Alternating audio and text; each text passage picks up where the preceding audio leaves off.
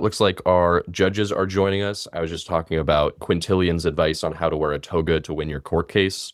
So nice to see y'all for our debate here. I see I have the topics to have y'all strike. We have our three judges. I'm going to be hosting, doing introductions. Let's see. I see two of our judges. Can I get a nod from y'all? Just confirm you can hear us. You are good to go, all that. And Amanda, are you around with us too? Yes, I am. Awesome. Nice to see you. Well, I'd say since we all are here, we should give a round of applause to our final debaters of the day. Congratulations on making it to the final round. Nice to see y'all. We are excited. Thank you to our judges for making this happen. This is, I'm sure, going to be a great round. Sure. All right, great. Are there any questions, comments, concerns before I get these topics out? Speak now or forever hold your peace. All right. Then I'm about to paste these in the chat. I just want to confirm one last time. We have CJ on the affirmative, and we have Tim on the negation. And negation will be striking first. I will put the topics in the public chat where everyone can see. I'm actually going to do a slight edit to number them before I send these out because they look like a big old block of text because they only have Thank you. enters in between them. Let me make sure I didn't break any topics in half. Yep, these are good to go. Sending them now. I am going to strike number 5. I'm going to strike number 2. I'm going to strike number 4. I'm going to I'm going to strike number 3, and we'll debate number 1. All right, so we're doing number 1. I'm putting it in the chat again. It's better to be underestimated than overestimated. And we have CJ on the affirmative and Tim on the negation. Sound good? All right, we all got 30 minutes of prep. That means debate will begin at 4:42 Pacific time. Good luck, have fun with your prep, and we'll see y'all in 30. Thank you. Hey, y'all, welcome back. I think we're going to get started in just a second here. Looks like we may have lost Amanda, one of our judges. She is back too. All right, are all my judges and debaters ready to go? Can I get some thumbs up around from everyone? Awesome.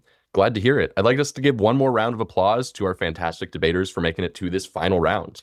I'm very excited to hear what they have to say. Thank you to our judges. Y'all get to sit back, relax, watch an awesome round, and we look forward to hearing your feedback and your decision. We're going to begin with a 5-minute speech from our affirmative CJ.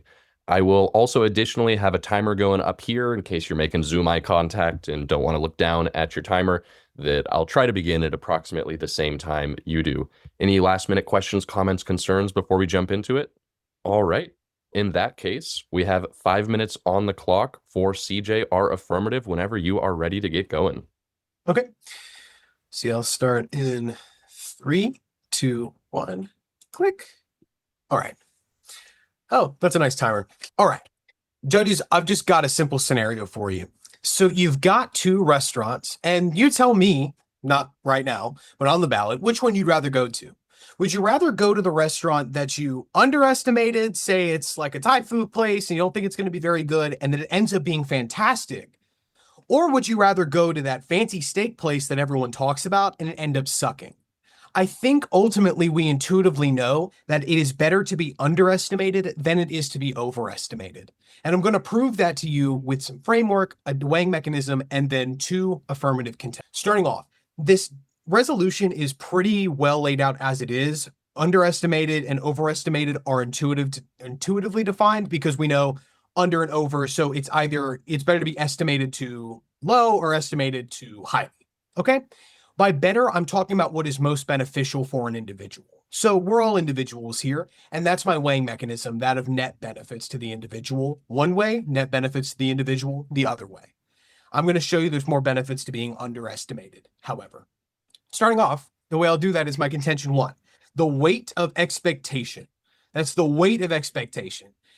Being overrated means there's a lot of high expectations placed on you, and that is bad. And the reason it's bad is in these key areas. So my subpoint A is that of relationships. So if I'm overestimated, say I moved in with my partner a couple years ago, and if we overestimated my ability to cook, and then turns out I can't cook as well or as often as I thought I could, that would not be a very happy relationship for very long. We wouldn't be happy campers.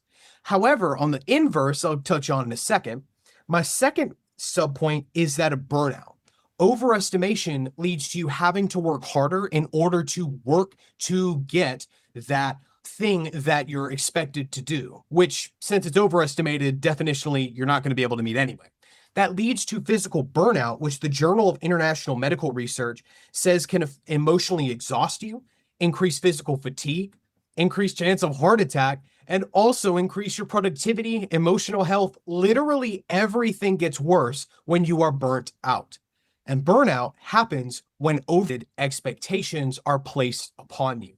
So in a work environment, if your boss is expecting you to put out 150%, you're going to have to work hard to not reach that 150%. That would be impossible. And because of that, it's going to get you burnt out in a way that's going to make your quality of life drastically worse. But we can also look at this in my subpoint C of that in a competitive sense. So I'm a debater.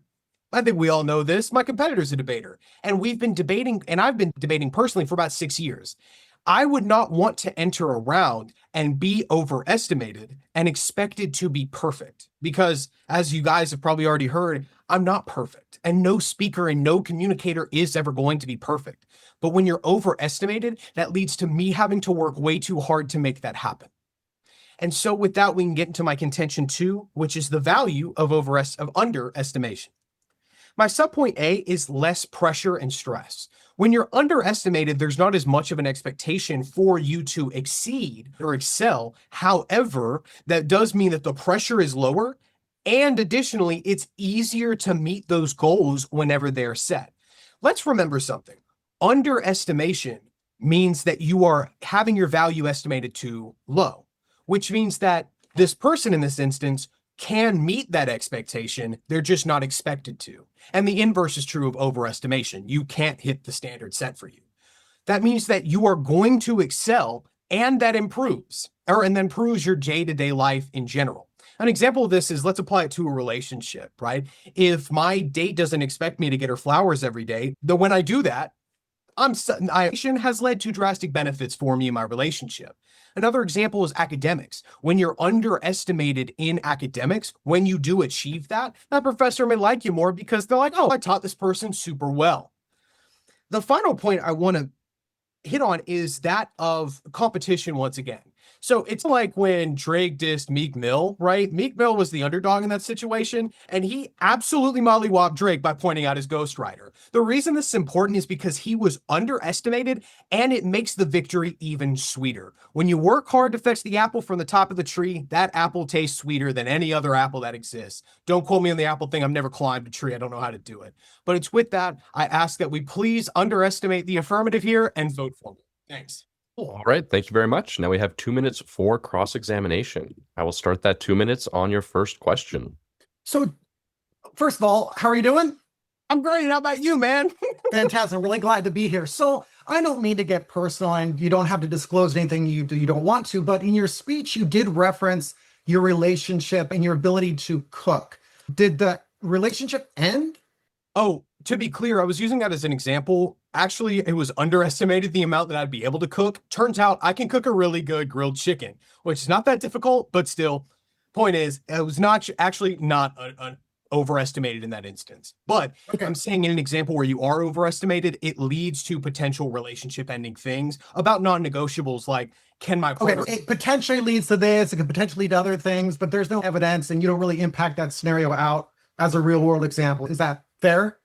No, because if you heard the last speech, I did impact it as a real example, but additionally, the evidence point, I would have to give you evidence that most relationships end because of cooking disputes, which is impossible to prove. How would you even study that? So I reject the question, but also posit that the logic is very simple. In a relationship, it's better to be underestimated because an overestimation can potentially end that relationship because the high expectations. What phase of the relationship? Because relationships have lifespans. What are you saying, like all of the relationship from the entrance to even the exit or the middle? Or I'm a little bit, if we were used like stages, which part are we talking about? I want to point this out that you are focusing on one example that I present compared to like all of the other ones. I need that to be clear. But to answer your question, I think it would be harmful in a relationship in any stage in which it would pop up. Overestimation, really. But at any stage. I think at any stage it would be harmful to overestimate what your partner can do because it could lead to a fight. Well, Right. it likely would. Cool. So 6 minutes. Yeah, thank you both for a friendly and productive cross-examination. We got 6 minutes on the clock for the negation. Tim, your first speech will begin whenever you are ready to go. All right, are my judges ready? As an individual who's a fan of both Bitcoin and Dogecoin, the notion of value seems to be on my mind quite a bit as I try to decide exactly which crypto to invest in. So I'm very proud to be negative on this resolution that it is better to be underestimated than overestimated. Before I get to my own contentions, I would just like to begin by moving through the affirmative case and point out some major concerns that I have that ultimately I believe will lead you to a negative ballot. Let's begin on the framework debate. Now, I definitely understand this idea that overestimated and underestimated are somewhat clarified or somewhat like intuitive, but I would say it is implied, or it should be, that it has to do with this notion of value, right? That either we're undervaluing something or over something as well. And his remarks about that it's better for the individual, I would actually like to make that a little bit more specific in regards to like self-actualization, something that allows an individual to reach their full potential, but also something that allows others to reach their full potential as well. Because I think just leaving it better for individuals is a little bit unclear and very vague coming out of the affirmative speech. The big problem I have here is also with the net beneficial paradigm, because the affirmative never really has any impacts to weigh out that are measurable. We look through the entire speech, we hear arguments that the relationship is going to have problems, or this is going to lead to burnout, or this is going to be competitive, but there's nothing actually to measure out from a net benefits perspective. There's nothing quantifiable, there's nothing measurable, there's nothing really even observable or repeatable. It's just this vague notion. So I believe that right off the bat, the affirmative has failed to meet their prima facie burdens and is not prima facie for the first speech, which is an automatic rejection coming out the affirmative. But because I like to debate, let's keep going. So as it relates to the first contention, as it relates to relationships, first of all, it's a hypothetical scenario. The relationship, even in this hypothetical scenario, survives. So there's no impact regarding the underestimation about his value or his ability to cook. But in addition, I would make the argument, and I'll expand upon this in my first contention, that actually being overestimated is very valuable at the initial stages of relationships. Knapp's relational development stages indicates that relationships move through 10 different stages, and the first two are initiation, where we see each other, and also the small talk, where we get to know each other. If you overestimate me, overestimate my value as it relates to financially, my sense of humor, my ability to cook, my ability to dance, my ability to help you, my ability to fulfill your needs, there's a high likelihood that I'm going to have the ability to continue having some sort of relationship with you and move on to the next stages. Versus underestimating, if you underestimate my potential as a partner, as a friend, it's going to immediately tank the relationship right there. In cross-examination, he's very clear and adamant. He says, look, in all stages, it's terrible. And it's like, no, this is actually a huge turn on his first contention and why you are voting negative just right here on the first contention. The research that he provides in his first contention definitely states that overextending can lead to burnout, and burnout is bad. But the evidence doesn't say that being underestimated leads to burnout. It could, but it actually might not. Because being underestimated or being overestimated, I would say, can cause somebody to continue to try to make modifications, to rise to the occasion, just like going to a gym. If you go to a gym, you're like, I can't do 10 push-ups, and somebody says, you know what, I believe in you. You can do 15. You have the potential to actually do 15 someday. I know this as a forensics coach. I talk to students all the time who are like, I can't give a speech. I'm like, no, you can.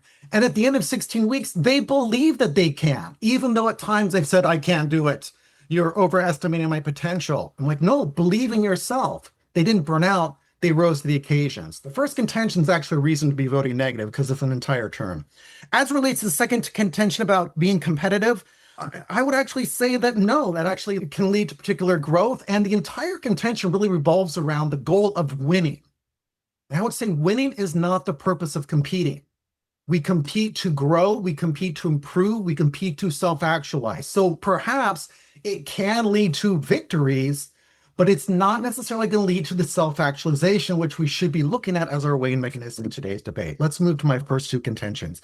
My first contention is going to be that being overestimated opens doors. And I alluded to this in my refutation against his first contention, but as it relates to relationships, friendship, Irving Goffman came up with this notion of face. It's this idea of how you're seen in public. And according to the Language and Culture issue of March 2020, having positive face increases the likelihood that somebody will see you as positive and as harmonious, right? So if somebody overestimates my value when I first meet them, the relationship is more likely to continue.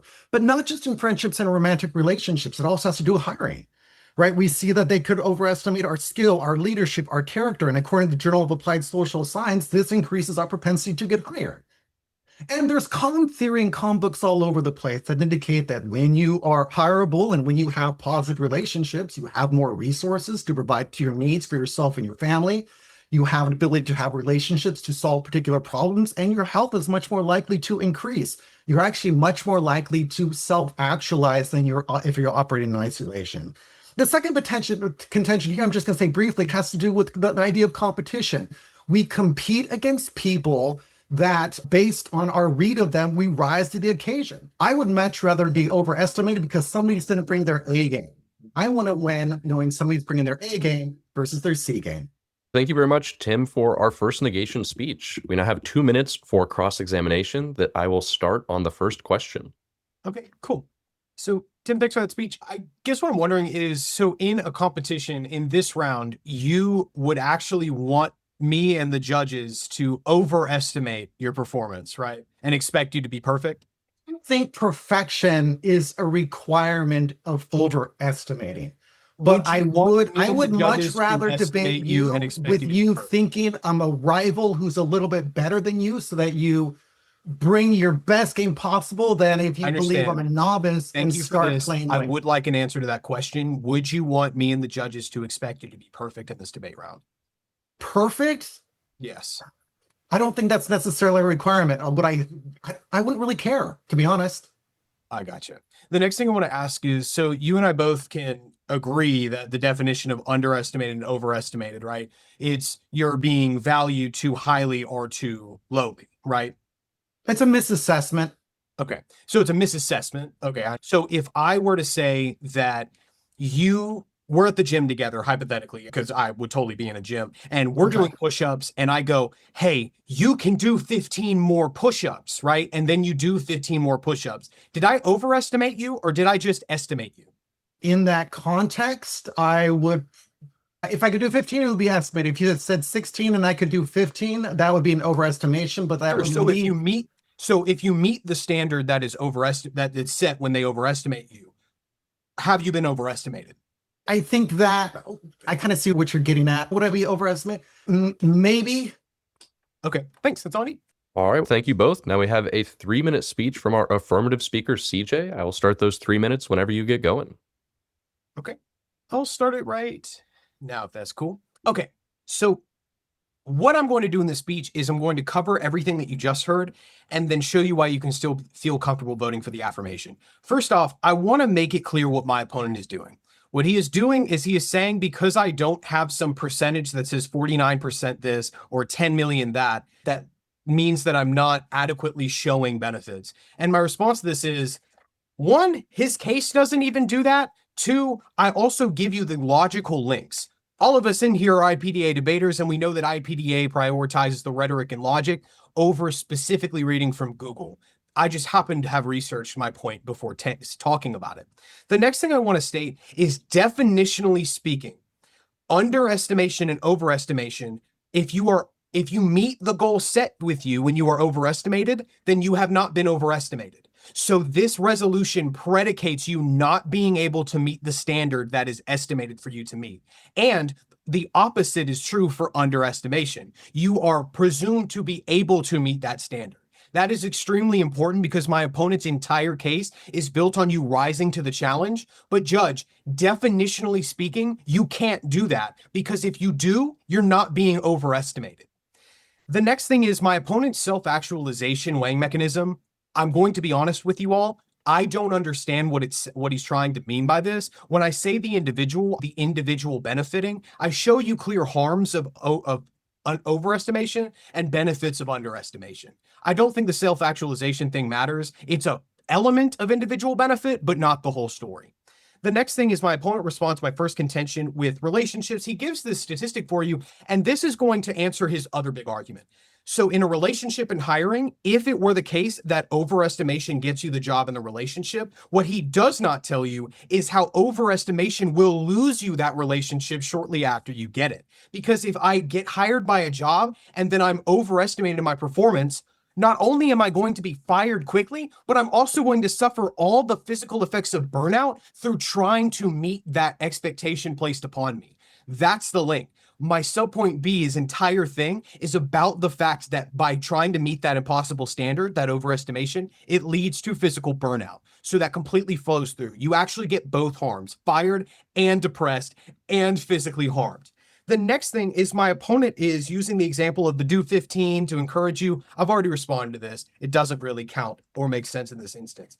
On my contention 2, he does not contend at all with the fact that it makes it less stressful. It makes it easier for you to achieve your goals. And he doesn't contend with like the Meek Mill and the Drake example I give for competition. On his case, his positive face source doesn't actually say what he's saying. There's no link to over or underestimation. Hiring have responded, and competition, he would not want to be expected to be perfect. Neither would I. Thank you, CJ.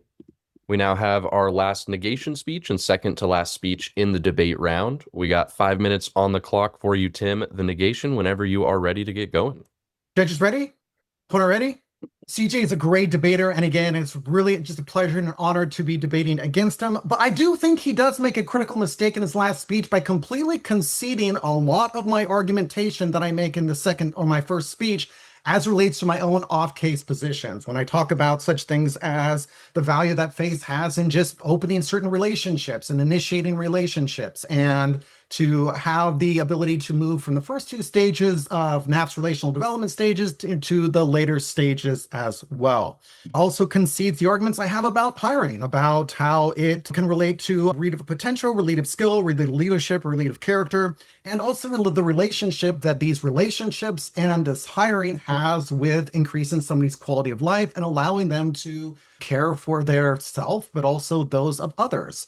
And I think that those are very quantifiable, measurable, like much more vivid impacts than anything coming out of the affirmative speech, right? And if we are going to use net benefits and try to put tangible, measurable things upon a scale at the end of this debate, then you only see those elements coming out of my side of this particular debate, which is why you are voting negative.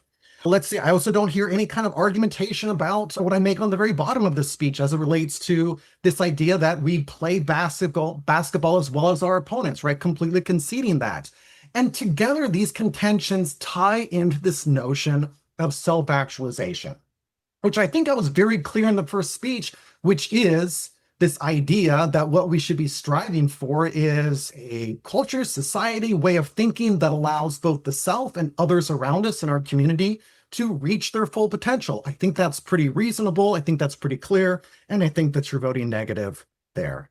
All right, so let's turn to the refutation on the affirmative. My critique coming out of the very top of my speech was about how the affirmative's not being prima facie, because they have absolutely no clear benefits that we can weigh on their very criteria. It's an error in the case construction, and technically speaking, it is a very valid area of attack, and it's also a very valid, reasonable reason to reject the affirmative if we go way back in debate theory, when debate was based upon the first speech from the affirmative. It's just a flaw in his case design. A self-actualization, I still think belongs on flow because I think that it's much more clear. Then he starts moving into this notion of estimation that says if the trainer says, hey, if he says, can I do 15 push-ups? I do 15 push-ups. Is that overestimation or underestimation? And I think with that specific line of question that he offered was like, if you guess I can do 15 and I did 15, fantastic. I think that he's misrepresenting what I was trying to say, or what I believe I was saying in the first speech, is that there is an assessment when you have conversations as a coach or as a trainer where you are talking to somebody and you say, hey, I believe that you can do more than you actually believe you can. I believe your value is higher than your self-assessment. And I believe that's reasonable as overestimation. And later on in the speech, I made the argument that type of overestimation that people give to others that they're mentoring or that they're coaching actually encourages them to improve, encourages them to try to do more because of ideas such as face, because ideas such as the self-fulfilling prophecy or the Pygmalion effect. But let's move on. So as it relates to the first contention, again, he's making the argument that they lose relationship. But again, first of all, there's no impact here. There's no evidence that says that the cooking is going to end relationships or that underestimation ends relationships. What I have been very clear about is that being overestimated allows you to meet people, allows you to get hired. So again, the turn still sticks. He made the argument that there's no impact. I said, no, that this isn't true at all. The impact is actually existing on the negative level here because it allows you to have more relationships, gives you more resources, gives you, in a sense, like more individuals to solve problems with. That's very tangible. Let's go on to the physical burnout. He again repeats himself and says this leads to physical burnout. His card doesn't say that. His evidence doesn't say that. His evidence does not say that the being overestimated leads to burnout. It's just saying that burnout is bad. All right, moving on. So you're not voting there. And finally, his idea that there's less pressure, that there's easy goals. He makes the argument that I don't do a lot of work here. He says, but again, I said that this was a particular turn. And I specifically made arguments that said that that the opposite is true. And if you're going to be looking at ideas of pressure, just tying back to this idea of the mentor and the coach, this is actually a reason to vote negative because overestimation is what ultimately can lead to self. Well, thank you very much, Tim. It's time for our final speech of the round and our last affirmative speech from CJ. We got 3 minutes on the clock for you whenever you are ready to go. Cool. I'll start right now. At the top of the speech, I want to extend a special thanks to my judges to this tournament for hosting, as well as my friend Ian Lampert, who's watching this round. Thank you for working with me throughout the entire day, as well as thank you to my school, and special shout out to AJ if you ever watch this video. That being said, I'm going to summarize this round to some key voting issues that are going to dispel what the negation pretends this round is about. And the first negation, or the first affirmative voting issue, is that of if you meet it, it is not over. My opponent is suggesting that by setting a standard and then you meeting that standard, if I overestimate what you can do and then you meet it, that is, once again, definitionally not over. That is estimation. If I say you can do 15 push-ups and you do 15, if I say you can deliver a speech and you deliver a speech, I am properly estimating your value. So his examples do not apply in this round. The second voting issue is that of what my opponent has actually proven to you. So my opponent may not be flowing my speeches because when I tell you that he drops the fact that it's less pressure, that it's easier to achieve goals, and also that it increases and that it's better for competition, he says he responds to him, but I'll repeat what he said. That might not actually be the case, it'd be the opposite. But Judge, that's not an argument. What is an argument is the fact that when you are expected to meet a goal in which you definitionally cannot achieve, you are going to get stressed out about it, which is going to lead to physical burnout. My opponent says that's not what the card says, and I want to revisit what my opponent's own cards say with the positive face statistic. He says that the positive face jargon means that you're more likely to get hired and get relationships. His card doesn't say anything. He can nod all he wants. He's still wrong. His card says positive face increases hiring and relationships. Do you know what it doesn't say, Judge? It does not say anything about how that has to do with over or underestimation. It's completely irrelevant. So what we look at is the third and final voting issue of benefits on either side. So my opponent's only real benefit of overestimation is hiring and getting into relationships. I respond to this by saying that when you get hired, because you definitionally can't meet that standard, otherwise if you could, it'd just be estimating you, that means that you'll suffer burnout and get fired. In a relationship, you'll get stressed and lose that relationship. So it does not matter if you were to gain those two things because you will lose them because you can't meet those standards. Whereas with underestimation, it also increases your likelihood of getting those things and keeping them because your expectations are not too high. So the benefits are competitive success because you're not overestimated to win. You're not trying to be perfect. Better physical health because you're not suffering as much burnout. Better relationships because you're not being overestimated. Better workplace life because you're not being overestimated, as well as it's easier and less pressure to achieve your goals. With that, I stand down and thank you all. Thank you, CJ, and thank you both for an awesome final round of our IPDA tournament. Thank you to our judges for joining us. We look forward to your feedback. You got a difficult decision and some ballots to go right, so we'll let you go do that. And nice job to everyone who participated today. There will be a awards ceremony that'll be happening digitally in the form of a YouTube live stream. I believe the link will be blasted out via whatever contact you've been receiving tournament updates on. So feel free to check that out live or at your leisure later. And thank you all again for joining. Awesome job, and look forward to seeing you at the next one. Bye, y'all. Thanks a lot, everybody.